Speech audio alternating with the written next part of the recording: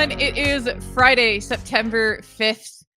We are recording in the morning, but we usually are trying to avoid any crazy breaking news coming out after we record. I think most of the big breaking news has kind of broken. We are the Her Hoop Stats podcast. I'm Jamie Steyer Johnson alongside Chelsea Leite, and so we're gonna have a time today. We've already been recording for 20 minutes that I'm sure BMAC will be dropping some real fun clips from that, and some of those are gonna have to stay locked up, stay in the archive. The reel of blackmail becomes longer, but we are here. We got a whole lot that we could get into, but I guess we'll hit the headline first, which is that yesterday it was announced by the Indiana Fever that Caitlin Clark would miss the remainder of the season. I'm getting so far ahead of myself I can't even speak English. Pretend to be shocked. Yeah, pretty much. When you go weeks to month plus with no real update, no concrete kind of timeline, and then the kind of injuries that Indiana faced on top of Caitlin being out, it very quickly went from they were doing a great job staying afloat with her out, so they didn't feel pressured to bring her back, to when you have, two point guards get hurt in the same game.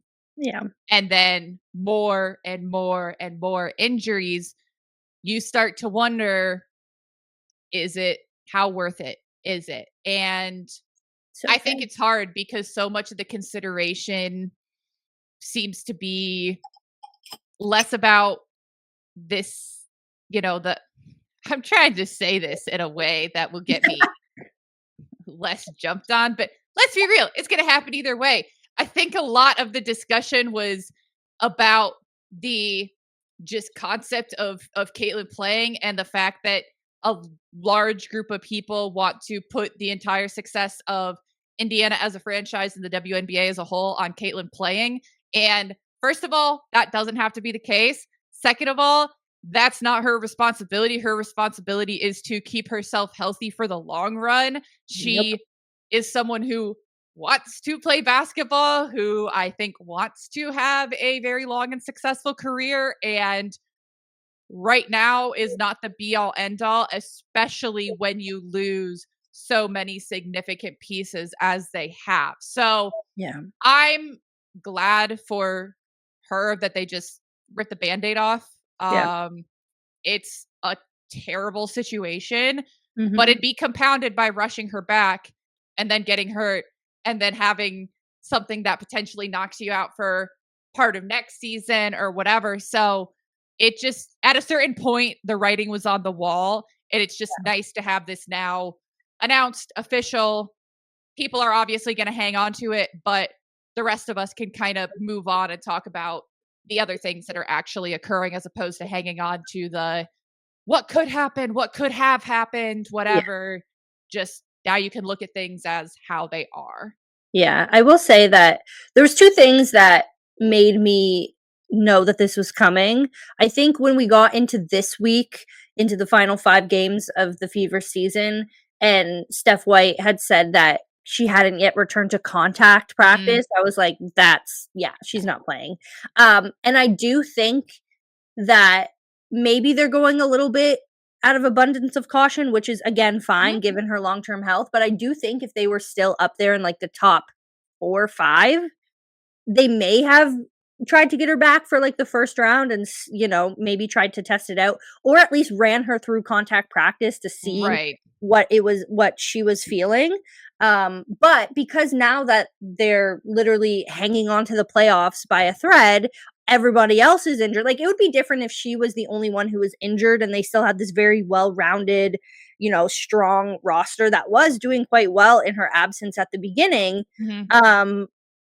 But yeah, so, because of everything that has happened since, it just makes sense to me to not, like, why rush her back to clinch the 8th seed and then have to play Minnesota in a 3-game series that quite honestly would probably go to 2 games.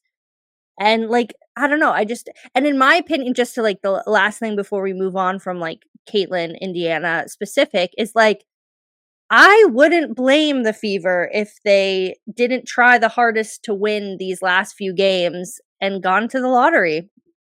Sorry, I don't know. Like, you're on the cusp and it's a good lottery next year. Like, you have a good top 5 next year when you think about the draft, and I'm really excited about every single player. And when you think about this team that like is on the cusp of being a really strong playoff team when they are healthy, and you think about adding someone like a Lauren Betts or a Flauge or a AZ Fudd if you got that far down, or a Kiki Rice, or you know, you can go on and on about the prospects in next year's draft. But yeah, like adding that to like continue to build out this young core of Caitlin Clark, Aaliyah Boston, you know, you add someone, you know, a 2026 lottery pick, Kelsey Mitchell is still in there. You know, you have you're building this great team full of like great picks. Like, for me, it just kind of makes sense now that you're at this point where Caitlin is out, everyone else is out. You're probably going to lose in the first or second round anyway. And I think this year is important too. You have to think about the gap between the lottery and then everyone else is now 2 picks more, Right. because you think about Toronto and Portland getting 6 and 7 outside of the lottery, because now we have to think about a 5-team lottery as opposed to a 4-team lottery because Mhm. we have more teams in the league. So you have the top 5, and then you have Portland and Toronto who are going to get those 2 picks right outside of the lottery. So the next highest team is going to get the 8th pick. So the Right. difference between the 5th pick and the 8th pick at worst is big. Like, that's Yeah. a big jump in the WNBA. And so if I'm one of these teams this year, I mean, maybe LA's a little bit different because they're trying to, I don't know, do something, or, you know, it's different for Seattle, obviously, who's in a different spot. But for Indiana, when you're trying to build this young championship team, get a top 5, man. I think that part of it is like it's not rational because things like sometimes you just get really bad luck. But for Yeah. me, I'm like, there's some kind of curse, there's some kind of something. Like if I'm Indiana, I'm like, yeah, maybe we just kind of You get your call it crystals there. out. Like Yeah. You get some good juju like going. Literally, uh I mean, this is my juju is, you know, this, you but, you know, know, but we it's got years like until that situation comes about. it definitely is like, well, and I'll also say like the weird thing is that for Indiana specifically, they've actually played Minnesota really well this year. They won the Mhm. Commissioner's Cup in Minnesota. Again, that was when Caitlin was out. They, in their recent back to back, lost by 5 and then 13. So, like, that's not an absurd point differential. I Mhm. think that Minnesota definitely has the edge in a potential playoff series, but I do think that there's been enough on film this year for Indiana to feel like they have a shot at getting out of the first round. But it's just hard when you talk about over an entire postseason when you have a short bench, when it feels like every other day someone else is getting hurt. Like, even when people aren't out for the season, which they just announced Chloe Bibby's out for the rest of the season, but then you Yeah. have like It's Lexi hard to Hull yeah, it's hard when you dealing with say, "Oh my god, her eyes." But it's like, at this point, the rest of the season could be you have a 3-week return to whatever, but obviously right. there's only, like, 2 Yeah. days left in the season, Yeah, so yeah. So I don't know. I don't think that they tank. Like I don't think that they just like completely shut it down. But I devil's wouldn't. advocate over here. I don't think that it'd be. I think that whatever happens, they can take and run with it. Is Yeah, what I'm saying. Is if you end up in the playoffs, then I think that you build off that experience, you keep fighting, and maybe you pull off a solid upset in the first round. There's certainly potential for that. I think especially this year, upsets. There's plenty of true, potential top to bottom. true. But then if Very you don't true. make the playoffs, you do say, okay, great. We have this opportunity to add another tremendous young player to our roster and we build off that. So I think there's Win-win. a lot to be happy about. I think there's a lot to be optimistic about for them going forward. But Yeah. obviously, it's not the way anyone wanted the season to go. Yeah. That said, right now they're really in that kind of. I mean, technically, it's like a sort of 3-team race with Seattle because they haven't secured it. But Yeah. I feel more confident that Seattle will end up in the playoffs. Yeah. Golden State, we'll get to them. Secured, clinched last night. We'll circle back because I want to finish this conversation all together. Yeah. Right now, Indiana and Los Angeles are really battling for that 8th spot. Yeah. And so Indiana is sitting at 21-20. LA sitting at 19-21. Yeah. Indiana has it's a game 3 and a half. games left. LA has 4 games left. LA would have to win 2 more games than Indiana over this last stretch to tie them, and then they have the tiebreaker. So, but then you also think about the teams. Like when you look, I have the schedule pulled up. So I have the schedule pulled up. Los Angeles in their last games play Atlanta, and then they play Dallas. That could be a win. Then they play Phoenix. They sure do. And they play Vegas. Yep. So that's hard. And then when you think about Indiana, their schedule, they play Chicago, dub. Without Angel Reese. Yeah, without Angel Reese. That's a dub. I mean, it would be shocking if it wasn't. Then they play Washington, another prospective also dub. The playoffs, yeah. And then you have Minnesota. Could go either way. And then is that it? That's it. They only have 3. They only have 3. So yeah. So when you think about strength of schedule, Indiana has the edge there. I am curious for that Minnesota game because if Indiana ends up getting obviously the 8th seed, then they play Minnesota, which is intriguing. And it's a different format this year, so like they'll automatically get a home game, which I still think is so because like why are you traveling back and forth for one game in a series? Whatever. But anyway, but yeah, so it's like that game intrigues me to see like what the actual. But then at the same time, like, is Minnesota going to play everyone for that final game against Indiana? That's what it comes down to for me. Is LA is playing from behind right now in the standings. They have the tiebreaker, but they're playing from behind as far as wins. They have to play all 3 of the teams currently tied for second. So they play Dallas, who's out of the playoff picture, but continues to fight. But regardless, that one game does not outweigh the fact that your other 3 games are all against teams that have a lot to play for and probably will until the very end of the season. Like, I don't see this resolving in a game or 2. Like they're tied right now. That's not possible. And then on the other hand, you have Indiana that's playing 2 teams already out of the playoff race and then getting Minnesota the last game of the season when Minnesota has had the 1st seed clinched. And to your point, if that is the 1-8 matchup, you're about to play each other in a 3-game series. I very well could see Cheryl just saying, we are showing nothing. We are playing our starters enough to not run our bench into the ground. Yep. And that's pretty much it, especially because it's giving the Dejanay Carrington game. It's giving the Dejanay Carrington from the shoulder. Yeah. Hopefully she's feeling better. But like it's, there's literally nothing to play for Minnesota besides like, some pride and just like trying to maybe flesh some ideas out, but you don't want to really show anything important for the postseason. So like that to me is a very strange game. Like you don't want to completely lay an egg and give Indiana a ton of confidence going into a potential playoff series, but I just don't think that it would be super consequential either way. I also think that Minnesota is a team that has enough focus that really whatever happens in that game, you can kind of wash and just move on and know that strategically there's not much to gain from it.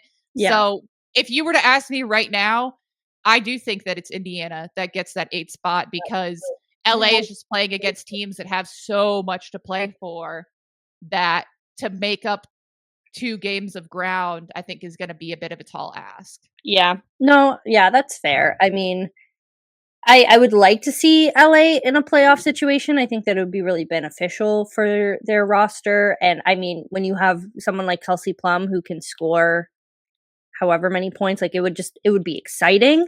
Mm-hmm. And I think they have more to gain from the playoff experience than Indiana, like this version of Indiana. Don't get me Yeah. wrong, because literally most of their core is injured. But I mean, not most of their core, a lot of their team. Let's leave it like that. But anyway, yeah, I think that LA might have a little bit more to gain experience wise, but at the same Mm-hmm. time, I mean, it's hard to think about them winning games against Atlanta and Phoenix when you have this three-way tie, which I guess is a good segue to talk about that. Yeah. Yeah. It's crazy. You have the Atlanta Dream, Las Vegas Aces, and Phoenix Mercury all sitting at 27 and 14. Um, Ah, it's absurd. 3 games left in the season, and you have a 3-way tie. it's It so fun. it's wild. It's absolutely incredible. It It just, like, it shows, one, how wild this season has been, but also, like, how everybody has stepped it up in the yeah. past, like, few years. Like, when you think about how much, and I mean, I don't wanna take away from Las Vegas's current 13-game winning streak, which is wild and nuts, and, like, they deserve their flowers for that, especially with how they started the season. Like, we were all eulogizing the Las Vegas Aces, and they were like, "Nope, actually not." So wanna give them their flowers as well, but, like, the way that they were dominating the league like 2 years ago and nobody could catch up and nobody could really, and Minnesota in a way had their dominance this year as well. Like they gave themselves a really great cushion. They played really Mhm. great. They were able to withstand a lot of the ebbs and flows of the last few weeks of the season, which have been again just like filled with upsets and all of that. But at the same time, to think about where we were like 2 years ago with these like super teams, and now we have this level of parity where you have like 5 teams that could potentially win a championship. When you think about like actual, okay, who could win a series, who could win this series, blah, blah, blah, blah, blah. Like Minnesota, Las Vegas, Atlanta, Phoenix, and even New York, given, their potential and the talent that we know that this roster has, all to me could win a championship. Like it's wild. I love It's it. it's insane. And I mean, you think about even like the perception of the Liberty coming Mhm. into this year of how much they returned, and then down the stretch when you announce the signing of Emma Meesman and everyone just kind of throws their hands up and says, Yeah. "Well, that's that." And But it even wasn't. so, it wasn't. I mean, I think that it shows, like you said, just this level of parity, this level of competition within the league that is so exciting. It's why it's so fun to watch. It's why I think that any like solid expectations coming into a season, like you have to take everything with a grain of salt. You have to be prepared for anything. And that's not just injuries, that's people playing different roles. That's the impact that coaching can have. That's like, I mean, coming into this season, Golden State was an afterthought for basically everyone. And I mean, preseason, we talked about, I said, I really like the pieces they picked up. I thought that they built like a very, very solid roster. I I just, was mad. I just didn't think that they had enough in the tank to be like high level competitive year one, Yeah. which that's just not like you're not expecting that to be even No. a possibility. And I very much felt like No. you need kind of your focal point, you need your star. And Tiffany Hayes has stepped up in such a huge way. Uh, Them getting Monique Billings back just in time for the playoffs is massive. And so last night they go and they secure a playoff berth. I mean, that's Historic. crazy. That's, I Wonderful. mean, they Great. secure a winning season. Like what they're doing is incredible. And that's sitting at the 6th spot. And so then you look at this 3-way tie for second, and it Yep. just so it's so exciting. It's so fun. I think that it gives it's nice to have a lot to play for down the stretch Yeah. as a fan, as an observer. Yeah. Obviously for the teams, it's like it's probably a little bit easier mentally on the Lynx to be like, yeah, we have this locked up. Like Yeah. We But can rest people, we can do whatever we really, want. you still wanna be coming into the postseason strong, Yeah, but ultimately, like, you know that even if you have some stumbling blocks, even if you hit some hurdles, you you're good. are still like, your position is still secured, but for this group here, knotted up in 2nd, I mean, the nice thing is that barring a major collapse from any of the 3 of them, they at least can feel fairly confident they have home court advantage locked Yeah, up. yeah. Um, 'Cause, yeah, New York's 3 games behind now, which is fine. yeah, But, like so one of them would have to go over in the last 3 games to get a yeah, tie with New York, and that's, I don't think, gonna happen for Atlanta because they have LA and then a doubleheader against Connecticut, and not Connecticut coming to cause some ruckus in the last few games. Vegas has a doubleheader against Chicago and then plays LA, and Yeah, then Phoenix has, let's see, LA, I know might get once. LA, Yeah. Dallas. So, I don't Luke Becker think is gonna come ruin some those parties. teams are gonna go over to put themselves in a Yeah, tie with New York, but yeah, regardless, there's so much to play for, and who yeah. knows, like, over the course of the season, we've seen a lot of crazy things, so I could very much be eating my words at this time next You week. know yeah, and I am big enough to, admit when I've eaten my words, especially with Golden State. I was like, "What the hell are they doing in training camp?" Like, I was vocally mad, and, public apology to the Golden State Valkyries, like, "Y'all, you proved me wrong." I'm big enough to admit that, but, yeah, to have they are I talked about this on last week with Sean, um on this podcast, which if you haven't watched that, you should go watch that. Plug. But Golden State is really just setting like the blueprint of what expansion can be and maybe should be, or they're just the bar is really high for these Mhm. teams coming in, not just Toronto and Portland, but you think about Cleveland, Philly, Detroit, like they're setting a precedent for okay, an expansion team doesn't have to be a dud for the first however many years. Yeah. We're not gonna judge if they end up if they are, but at the same time, in a league where everybody is talented and, maybe by the time we get to Philly, it's less like this, but the fact that Golden State is pretty much built on these fringe roster players who struggled to get a place in the league until this year, or were overseas and didn't feel the need to come over because of the competition, and now they're a 6 seed playoff team with a winning record, with a first year head coach, Mhm. with a absolutely rockin' home court advantage, which is terrible that they're not going to be able to get in the playoffs because they're not playing at their home court because of a scheduling conflict, which even just proves that they didn't think they would get to the playoffs because they wouldn't scheduled something for the playoffs. It just it blows my mind. And when I think about Toronto and think about Portland coming next year and how much talent they have to work with in this league, not just the expansion draft, but you think about free agency, you think about the draft coming up this year, you think about players that could come overseas now that are seeing what the Mhm. Valkyries are doing.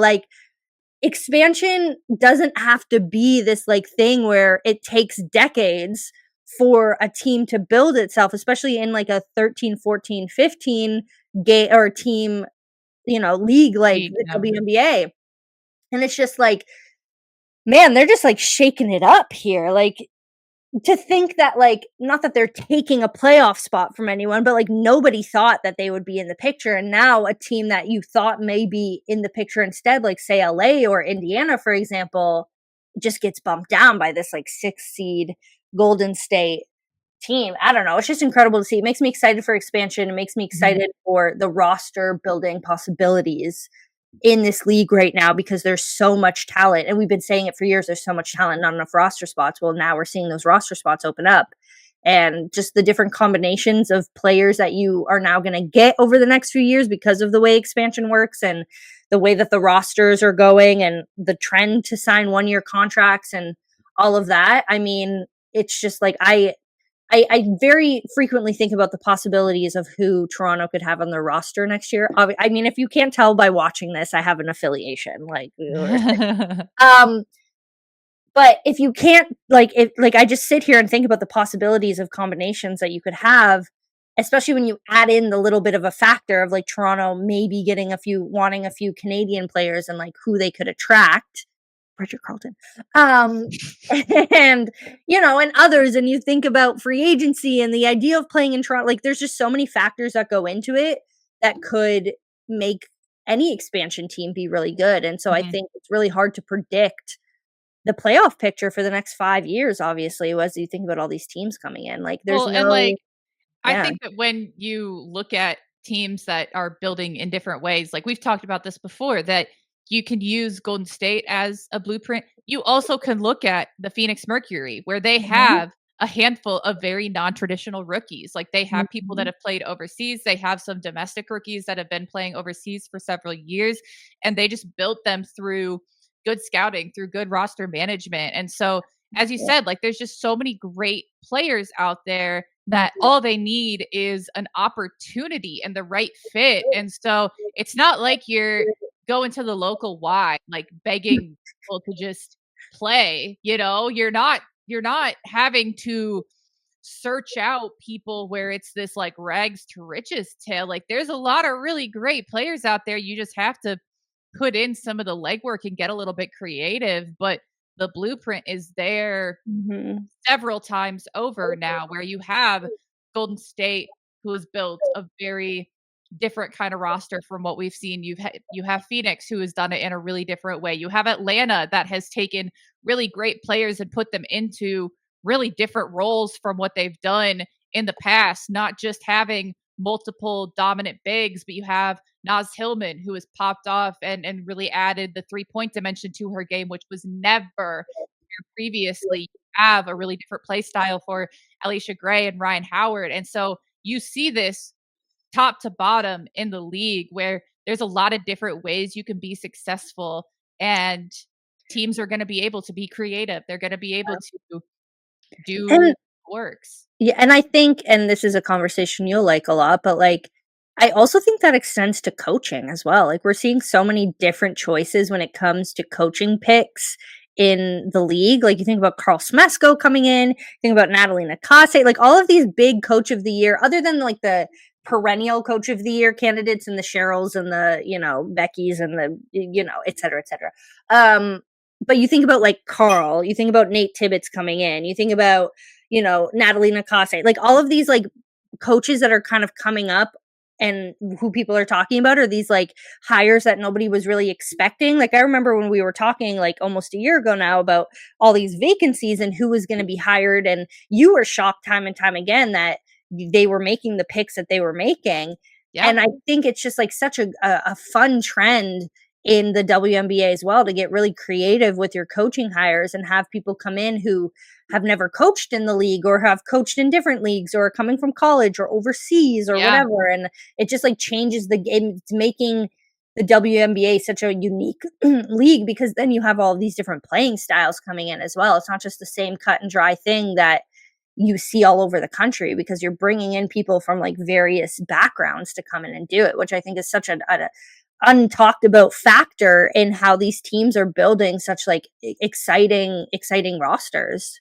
It's relieving, frankly, because for too long it was just sort of status quo in Mhm, pretty much every way conceivable. You had a rotating door of a lot of the same coaches, either as assistants on other people's staff, or a coach separating from a team in whatever way and being hired by another one. And it was just kind of the same pool of candidates over and over again. It was a lot of the same players over and over again. You didn't see even a lot of training camp contracts going to players that weren't consistently in the league. And there mhm, just wasn't that much time and effort spent on scouting and on personnel decisions. And all of a sudden, you have this influx of attention, of resources, of opportunity in the league. And a lot of teams have, I think, stepped up to the plate in that way, and really kind of met the moment. And so, at a time when to be competitive long term, you had to set yourself up as well as you possibly could because of the fact that the CBA is changing, new teams are coming in. You just this is the ground floor. Like the league's been around for 20ish years, but it's this is the biggest shift we've seen so far. And you don't want to be on the outside looking in. You want to be set up for long term success. And that can look really different for Yeah. different programs. Like the Mystics being set up for long term success looks very different than the Lynx being set up for long term success. But I think both are.